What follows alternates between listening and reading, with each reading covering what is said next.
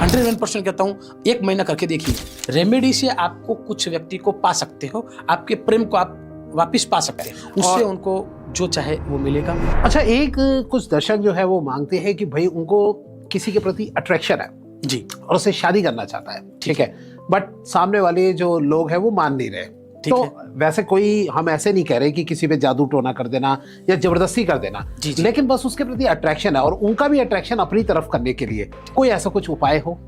देखो, उनका दोनों को अट्रैक्शन होना जरूरी है, ठीक है। अगर एक को अट्रैक्शन नहीं और एक को है तो वो भी कर सकते हैं, ऐसा कुछ नहीं कि नहीं, वो ऐसा कुछ तंत्र विद्या ऐसी कुछ नहीं, ये एक रेमेडी है।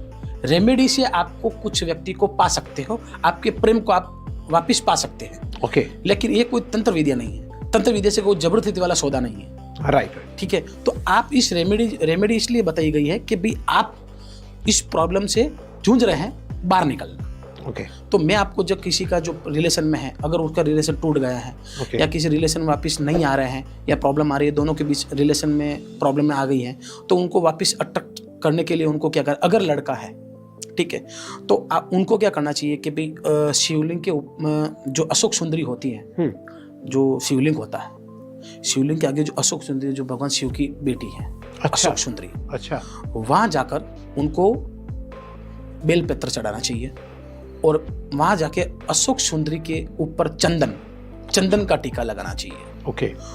अगर जेंट्स हो तो वहां जाके करिएगा।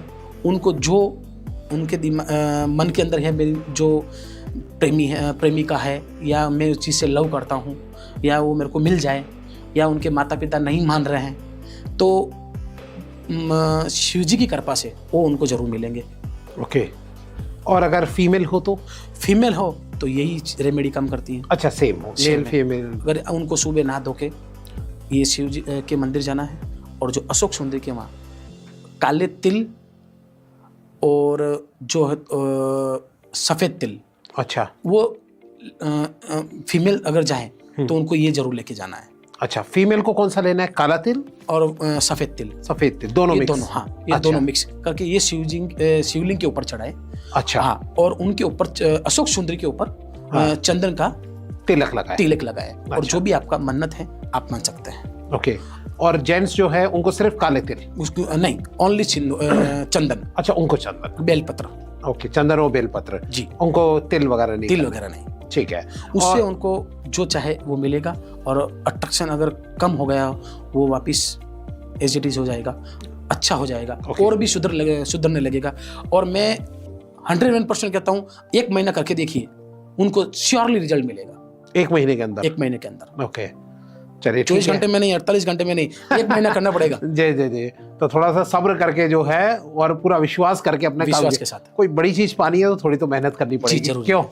जरूरी है। चलिए, अच्छा, ये तो चलिए हो गया अट्रैक्शन का। अगर किंग का पहले से रिलेशनशिप है, हस्बैंड वाइफ हो गई या कोई भी इस तरीके से कोई रिलेशनशिप में ऑलरेडी, गर्लफ्रेंड बॉयफ्रेंड जी, अब उनका रिलेशन थोड़ा सा खराब हो रहा है, उसको सुधारना हो तो उसको सुधारने के लिए कोई उपाय? अगर दोनों के रिलेशन अगर खराब है, अगर सुधारने के लिए उपाय ये करना पड़ेगा उनको कि सबसे पहले उनको जो सोमवार का उपवास करना पड़ेगा। अच्छा, अगर सोमवार का उपवास करें तो उससे आपको जो चाहो वो आपको मिलेगा। ओके। जैसे मान लो किसी की शादी नहीं हो रही हो, तो आप सोमवार का उपवास कीजिए, उस आपको जो चाहे वो शिव जी आपको देंगे। ओके, ठीक है। और किसी अगर रिलेशन गर्लफ्रेंड बॉयफ्रेंड दोनों को बिछड़ गए हैं, तो इन दोनों के बीच प्रॉब्लम आ रही है, ठीक है, तो वो उनको करने के लिए सोमवार का अगर उपवास करेंगे तो भी उनको जरूर फायदा मिलेगा। ओके। तो ये मतलब रिलेशनशिप अच्छा करने के लिए भी होता है, और अपने जिस शादी जल्दी करनी हो तो उसके लिए भी होता है? दोनों के लिए सेम? दोनों के लिए होता है। अच्छा, और सोमवार का व्रत किसको रखना है, हस्बैंड वाइफ या फिर दोनों को? देखो, हस्बैंड वाइफ के भी प्रॉब्लम हो तो भी रख सकते हैं, उनके लिए दोनों के लिए झगड़ा नहीं, कभी नहीं होंगे। अच्छा। हस्बैंड वाइफ के झगड़ा कभी नहीं होगा। ओके। कभी नहीं होगा। अच्छा। अगर लेडीज करती है तो बहुत ज्यादा उनको फायदा मिलेगा। अच्छा, ठीक है। ऐसा नहीं है कि पति पत्नी का झगड़ा है, उनके अगर हस्बैंड के अगर बिजनेस नहीं चल रहा हो, अगर उनको बहुत सारी परेशानियों से जूझ रहा है, तो उनके लिए भी अच्छा होगा, अदरवाइज भी उनको फायदा मिलेगा। ओके, ठीक है। ऐसा नहीं कि अगर हस्बैंड वाइफ का दोनों का झगड़ा हो रहा है तो उनके लिए ही हम उपवास करें और ये करें, नहीं, उनके आगे जाके उनको काफी सारा फायदा भी मिल सकता है। अच्छा, जैसे फायदा किस तरीके का कह रहे हैं आप? जैसे कि बिजनेस में है, ओके। घर में अशांति है, नेगेटिव एनर्जी है, मान लो कोई भी घर में आर्थिक, मानसिक, शारीरिक प्रॉब्लम हो रही है, या उनका मन नहीं लग रहा है, गुस्सा आ रहा है, और घर में बहुत ही झगड़े ज़्यादा हो रहे हैं, तो उनकी वजह से ये सारी चीज़ उनको करेंगे तो उनको इस चीज़ों में सब फायदा मिलेगा। ओके। तो ये कितने समय तक करना है? ये लाइफ टाइम करे तो बहुत ही अच्छा रहेगा। अच्छा, चाहे रिलेशन सुधर भी गए हो तब भी इसको कंटिन्यू रखो। जी, ऐसा नहीं है कि आपको रिलेशन सुधारना है तब तो भगवान को याद किया, अगर आपका काम हो गया भगवान को भूल गए। अच्छा, तो भगवान को लेकर ये स्वार्थी है। अच्छा, मैं आज आपसे थोड़ा सा डाउट पूछना चाहता हूँ। मैं कभी कभी ये फील करता हूँ, ठीक है जी, कि ये मतलब क्या है कि इंसान, भगवान ये चाहता है कि इंसान जो है भूखा रहे, भूखा प्यासा रहे, तो हम क्या भूखे प्यासे रह के ही भगवान को खुश कर सकते हैं, या ये क्या मतलब खुद इंसान ने अपनी तरफ से बनाई हुई कोई चीज है? ये इंसान ने बने हमेशा जो भगवान को इस चीज के मन के भूखे हैं, ठीक है, समर्पित होना जरूरी है। आदमी के पास कुछ भी नहीं हो, अगर वो मंदिर के बाहर से अगर भगवान को हाथ जोड़ के निकल जाए तो भगवान उनको मान लेंगे। जी, ठीक है, भगवान के आगे झुकना जरूरी है। भगवान ऐसे नहीं आप मेरे को प्रसाद चढ़ा दीजिए, या कुछ आप जो भी लेके आए आपके पास कुछ होना है, एक लोटा जल चढ़ा दीजिए, वो भगवान नहीं बोलते हैं। आपको मन से समर्पित होना जरूरी है। मतलब जैसे मैंने गया मंदिर गया तो मैंने हाथ जोड़ के वापिस आ गया, हे भगवान मेरी सर्व मनोकामना पूर्ण करना, मैं आपका बच्चा हूँ और आपको ही ध्यान रखना। जैसे माता पिता अपने घर में बच्चों का ख्याल रखते हैं, इसी तरह भगवान अपना ध्यान रखते हैं। राइट।